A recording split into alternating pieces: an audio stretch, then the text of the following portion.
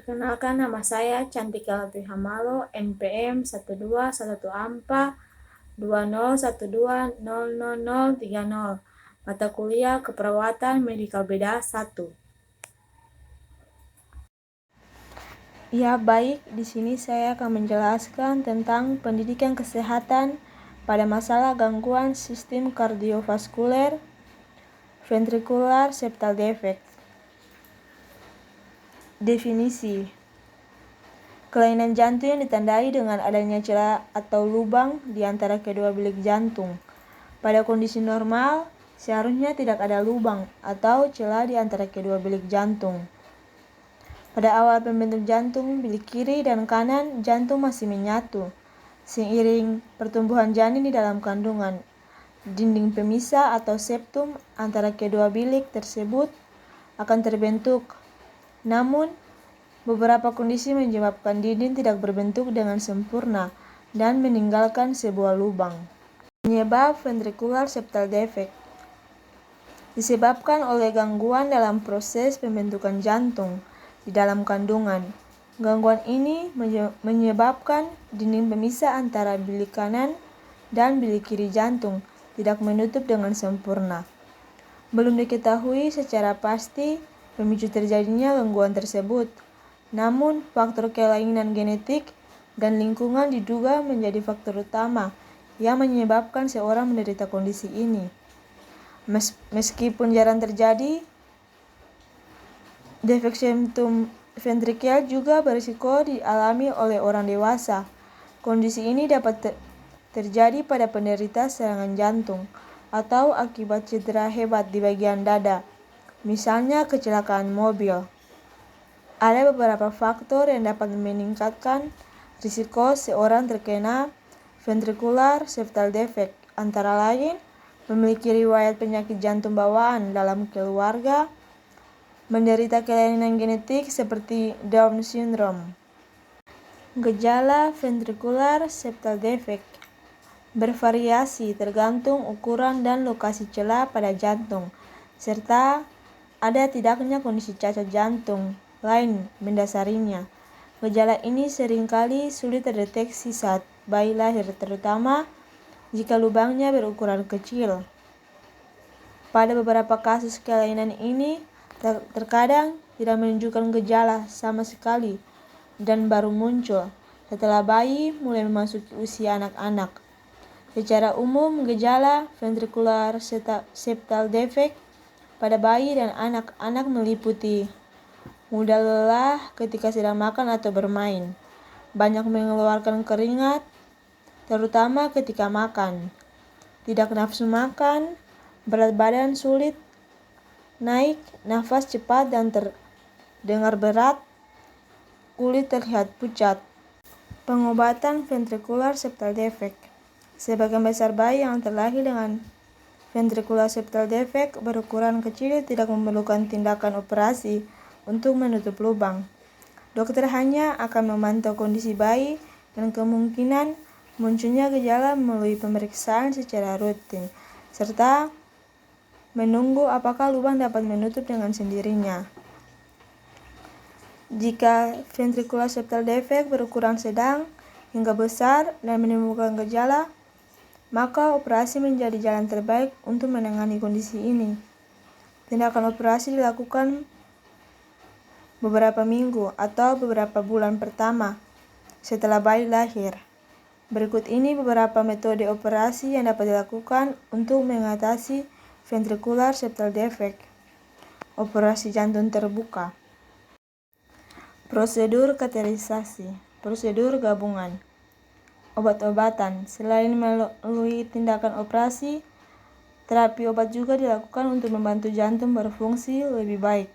Beberapa jenis obat yang diberikan adalah diuretik seperti furosemid, penghambat beta, ACE inhibitor.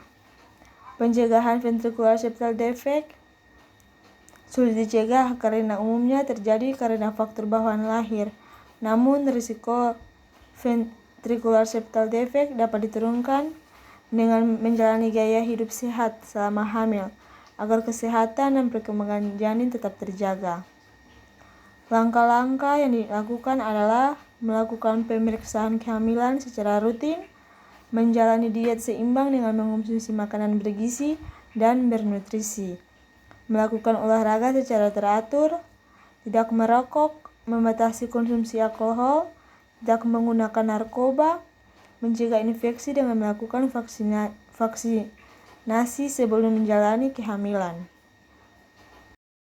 Penjelasan yang kedua, upaya-upaya pencegahan primer, sekunder, tersier pada masalah gangguan sistem kardiovaskuler, ventricular septal defect. Yang pertama, pencegahan primer adalah upaya pencegahan yang dilakukan sebelum seseorang menderita. Tujuan dari pencegahan primer adalah untuk menghambat berkembangnya dan meluasnya faktor-faktor risiko.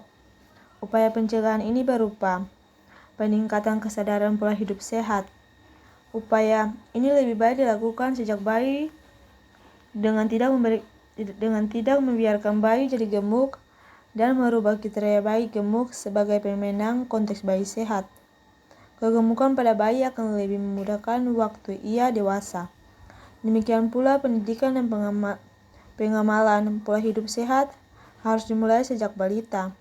Menganjurkan anak-anak banyak makan sayuran dan buah serta menghindari makanan yang kurang mengandung serat banyak kolesterol seperti pizza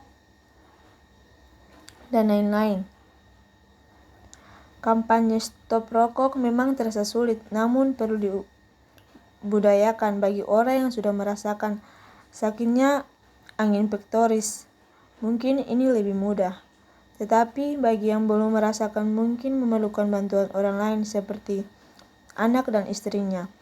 Berhenti merokok merupakan target yang harus dicapai. Juga dihindari asap rokok dari lingkungan. Kurangi atau stop minum alkohol. Melakukan olahraga secara teratur.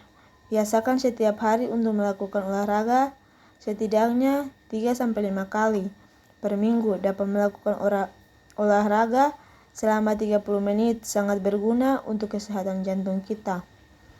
Menghindari faktor-faktor risiko yang lain, khususnya yang dapat dimodifikasi secara mudah. Pola hidup sehat dapat dilakukan yang dapat dijabarkan, yaitu seimbang gizi, nyahkan rokok, hindari stres, wasir tekanan darah, dan teratur olahraga. Yang kedua, pemeriksaan kesehatan secara berkala. Banyak orang yang sudah menginjak usia senja, usia di atas 40 tahun, tidak mengetahui bahwa dirinya mengidap penyakit tekanan darah tinggi, kencing manis, ataupun dislipidemia atau kelebihan kolesterol, karena mereka enggan memeriksakan diri ke dokter. Atau mungkin pula penyakit tersebut tidak memberikan suatu keluhan. Tidak jarang di antara mereka ini kemudian meninggal mendadak karena serangan jantung. Karena itu pemeriksaan kesehatan dalam rangka pencegahan primer perlu dilakukan terutama pada orang sehat atau tanpa keluhan di atas usia 40 tahun, anak dari orang tua dengan riwayat hipertensi, diabetes mellitus, familiar dyslipidemia, mati mendadak pada usia kurang dari 50 tahun. Obesitas. Adapun jenis pemeriksaan yang dianjurkan adalah pemeriksaan fisik mengenai kemungkinan adanya kelainan organis pada jantung ataupun hipertensi. Pemeriksaan elektrokardiografi atau EKG pada waktu istirahat. Pemeriksaan laboratorium seperti gula darah, total kolesterol, trigliserida, ureum, dan kreatinin. Pemeriksaan treadmill test terutama bagi penderita yang hasil EKG-nya meragukan dengan adanya keluhan nyeri dada atau chest pain. Pemeriksaan ekokardiografi terutama untuk melihat kelainan struktur atau organis jantung. Yang kedua, pencegahan sekunder adalah upaya yang dilakukan oleh seseorang yang sudah menderita. Tujuan pencegahan sekunder adalah supaya tidak terjadi komplikasi lebih lanjut, tidak merasa invalid atau cacat di masyarakat. Status psikologis penderita menjadi cukup mantap. Untuk itu, kiranya perlu dilakukan langkah-langkah sebagai berikut. Pemeriksaan fisik yang lebih teliti untuk mengetahui kemampuan jantung dalam melaksanakan tugasnya. Mengendalikan faktor risiko yang menjadi dasar penyakitnya. Pemeriksaan treadmill test untuk menentukan beban atau aktivitas fisik sehari-hari. Pemeriksaan laboratorium secara rutin.